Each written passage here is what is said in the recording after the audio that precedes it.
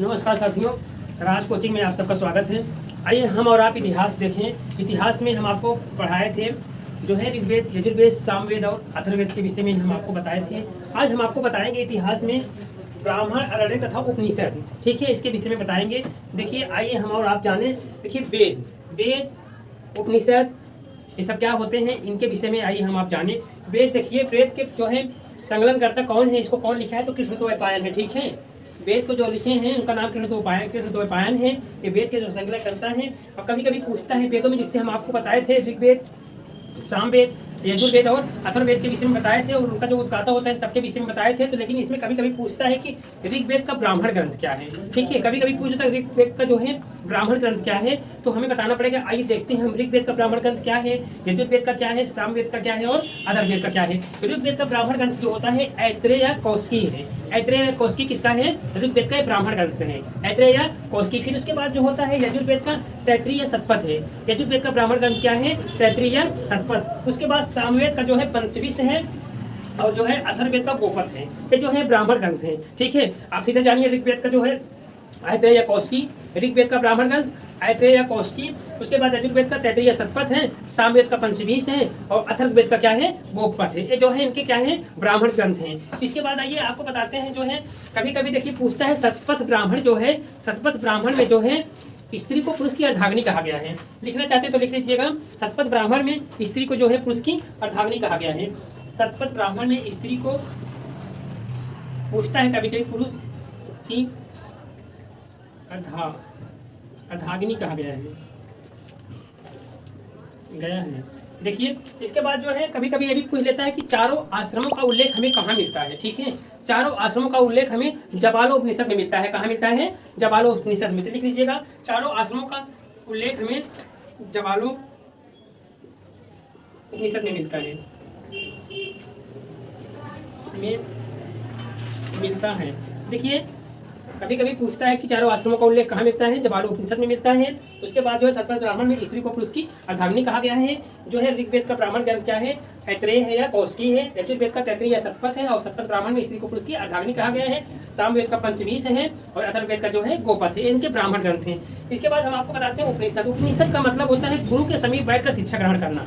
गुरु के समीप बैठकर शिक्षा ग्रहण करने को हम क्या कहते हैं? उपनिषद कहते हैं। ठीक है, उपनिषदों की संख्या कितनी है? टोटल 118 है। ठीक है, 13 जो है प्रमाणिक है, 13 जो है मूलभूत है। ठीक है, उसके बाद 118 उपनिषद है। कभी कभी पूछता है उपनिषदों की संख्या कितनी है, तो उपनिषदों की संख्या कितनी है? 118 उपनिषद हैं और जो है 13 जो है मूलभूत है। आइए देखिए, वेद हो गए, वेद के बाद पुराण हो गए। वेद जो है 4 वेद हैं, पुराण जो है क्या है? 18 पुराण है। इसको हम बताएं 118 पुराण है, 13 जो है मूलभूत है। अब इसके बाद आपको बताते हैं वेदांग कितने हैं। वेदांग कितने हैं? 6 वेदांग है। वेदांग कितने हैं? 6 वेदांग है। कभी कभी पूछता है 6 का नाम पूछेगा, उसका मतलब क्या है। जैसे मुख हुआ पहला, दूसरा है नेत्र, तीसरा है हाथ, चौथा है कान, नासिका और पैर पूछ लेता है। मतलब मुख का क्या अर्थ होता है? व्याकरण। ठीक है, कहने का मतलब वेद कितने हैं? 4। एक क्वेश्चन तो यह क्लियर हो गया। वेद हो गया, और जो है वेद हो गया। पुराण कितने हैं? 118। वेदांग कितने हैं? 6। ठीक है, तो हमारा कहने का मतलब मुख को क्या कहा जाता है? व्याकरण कहा जाता है। ये जो है नेत्र को क्या कहा जाता है? ज्योति। हाथ को क्या कहा जाता है? कल्प नहीं, कल्प हमने तुमको कल्प मतलब हाथ होता है। कान को क्या कहा जाता है? निरुक्त होता है। उसके बाद नासिका जो है, पैर को छंद कहा जाता है। ठीक है, कान निरुक्त, नासिका मतलब क्या है? पैर जो है छंद है, नस्यों को निरूप कहा जाता है। ठीक है, देख लीजिएगा। उसके बाद आइए हम आपको बताते हैं जात मतलब जो है पुराणों की संख्या 18 है, उपनिषद की संख्या कितना है? 118। देखिए, वेद 4 हो गए, वेदांत 6 हो गए, पुराण जो है 18 हो गए, उपनिषद कितने हो गए? 100। सब एक नंबर में क्वेश्चन पूछते हैं कि वेद की संख्या कितनी है, पुराणों की संख्या कितनी है, उपनिषदों की संख्या कितनी है। ठीक है, तो इन सबको देखते हुए हम आगे जो है पुराण जो है 18 है। कभी कभी पूछता है सबसे प्राचीन पुराण क्या है? सबसे प्राचीन पुराण क्या है? हाँ, ये सबसे प्राचीन पुराण और प्रमाणिक भी है। कौन? मत्स्य पुराण। ठीक है, 5 पुराण में प्राचीन पुराण जो है मत्स्य पुराण है, और ये सबसे प्राचीन पुराण है। इसमें जो है सबसे इंपॉर्टेंट चीज पूछता है जो है एक पूछता है सिर अकबर के नाम से। दारा शिकोह जो है मुगल काल का शासक था, उसने जो है 52 उपनिषदों का जो है क्या किया था? अनुवाद कराया था। उसे सिर अकबर कहा जाता था। दारा शिकोह 52 उपनिषदों का अनुवाद कराया। जिसे क्या कहा जाता है, जिसे सिर अकबर कहा जाता है। बहुत पूछता है सिर अकबर किसे कहा जाता है, तो 52 उपनिषदों को जो अनुवाद कराया था उसे क्या कहा जाता है, सिर अकबर कहा जाता है। आइए इन सबको देखते हुए हम आते हैं, आपको बताते हैं। देखिए जातक क्या है, जातक में जो है बौद्ध धर्म के जो बुद्ध जी हैं उनके जीवन से संबंधित घटनाओं का जो वर्णन मिलता है जातक कथाओं में मिलता है, ठीक है, जातक कथाओं में। देखिए उसके बाद कल्पसूत्र क्या है, कल्पसूत्र में जैनियों के जो इनके जो आचार नियम है इनके विषय में जानकारी मिलती है। कल्पसूत्र और जातक कथा, जातक में बौद्ध धर्म वाले जो होते हैं उसमें बौद्ध में जैसे गौतम बुद्ध के जीवन के विषय में जानकारी मिलती है, इसमें जातक कथा में। और कल्पसूत्र में जो है लिखना है तो लिख लीजिएगा, जातक में जो है बुद्ध के जो है जीवन और नियम के विषय में जानकारी मिलती है, बुद्ध के जीवन के विषय में जानकारी मिलती है, इसमें है जातक में। और कल्पसूत्र में जैन से संबंधित है, किससे है, जैनों से संबंधित है। आइए बताते हैं एक बहुत इंपॉर्टेंट चीज हमने आपको बताए थे, इतिहास जानने के स्रोत जो है साहित्यिक स्रोत बनाए थे, पुरातात्विक स्रोत बताए थे। साहित्यिक में जो है यही आप बताने चल रहे हैं, जैसे विभिन्न प्रकार के विदेशी हमारे यहाँ आए, विभिन्न प्रकार की पुस्तक लिखे। इसमें जो है एक इंपॉर्टेंट आपको बता रहे हैं अर्थशास्त्र, ठीक है। अर्थशास्त्र जो है इसके लेखक कौन है, अर्थशास्त्र के लेखक जो है इनको हम जो है चाणक्य कह सकते हैं, विष्णुगुप्त जो है, ठीक है। और कौटिल्य, इनका 3 नाम था, कौटिल्य, विष्णुगुप्त, चाणक्य, ठीक है। ये अर्थशास्त्र को लिखे हैं। पूछता है अर्थशास्त्र के लेखक कौन है, कौटिल्य लिख लीजिएगा, कौटिल्य। आप देखिए इसके जो है अर्थशास्त्र में जो 15 अधिकरण है, ठीक है, 15 क्या है, अधिकरण है, और 180 क्या है, 180 हाँ क्या दिए है ना, प्रकरण, प्रकरण है। देखिए बहुत पूछता है कि अर्थशास्त्र के कौन लिखे हैं, अर्थशास्त्र के लेखक कौन है, तो आप जानिए अर्थशास्त्र के लेखक कौन है, विष्णुगुप्त या कौटिल्य, ठीक है। इसमें जो है 15 अधिकरण है, 180 प्रकरण है। इससे क्या कहाँ की जानकारी मिलती है, हमें मौर्य काल की जानकारी मिलती है। किसकी जानकारी मिलती है, मौर्य काल की जानकारी मिलती है। उसके बाद अगला जो है साहित्यिक में स्रोत में जो है रजत रंगड़ी है। रजत रंगड़ी जो है ये 12वीं सदी में लिखी गई थी। कब लिखी गई थी, 12वीं सदी में लिखी गई थी, 1158 में लगभग लिखी गई, तो 12वीं सदी मान लिया जाता है। इसके लेखक कौन है, कल्हड़ है, कौन है, कल्हड़ है। अब देखिए ये भी जो है राजा तंगड़ी जो है, कल्हड़ इसके लेखक है। पूछता है राजा तंगड़ी के लेखक कौन है, अक्सर परीक्षाओं में पूछ देता है, बस आप जान जाइए कल्हड़ है, 12वीं सदी में लिखी गई थी।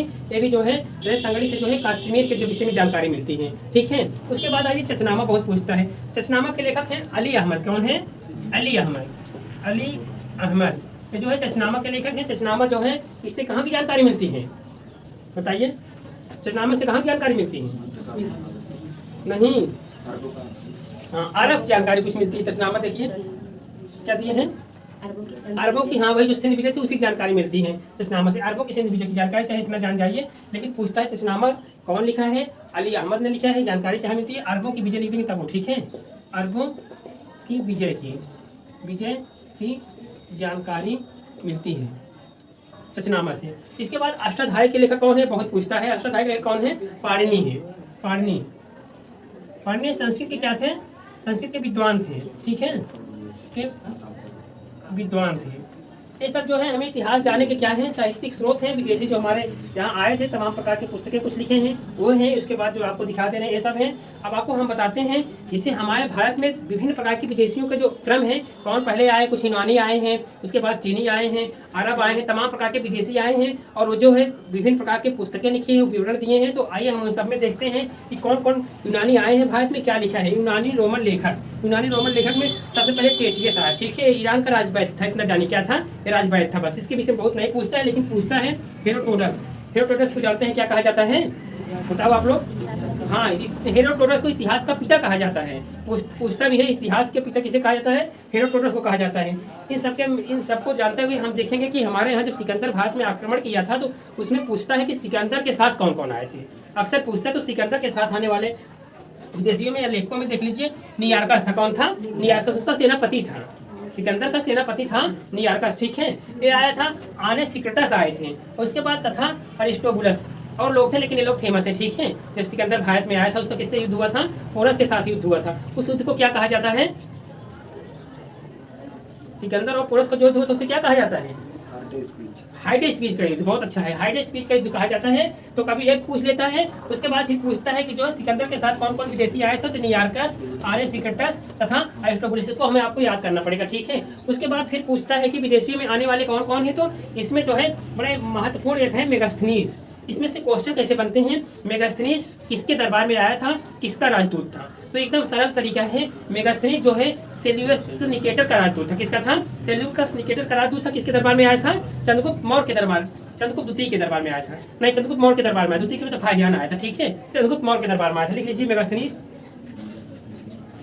चंद्रगुप्त मौर्य के दरबार में आया था, मौर्य के राज दरबार में आया था। और जो है देखिए चंद्रगुप्त मौर्य के राज दरबार में मेगास्थनीज आया था। मेगास्थनीज की बहुत फेमस पुस्तक है, उसका नाम क्या है, इंडिका है। इसमें क्या लिखा है, इंडिका। बहुत पूछता है इंडिका किसकी, कौन मतलब इंडिका को लिखा है, तो मेगास्थनीज लिखा है। मेगास्थनीज किसके दरबार में आया था, चंद्रगुप्त मौर्य के दरबार में आया था। मेगास्थनीज कौन था, सेल्यूकस निकेटर का राजदूत था, ठीक है। इतना तक क्वेश्चन पूछता है, तो आप लिख लीजिएगा इसको, इसके दरबार में आया था और सेल्यूकस निकेटर का लिख लीजिएगा, सेल्यूकस निकेटर का राजदूत था,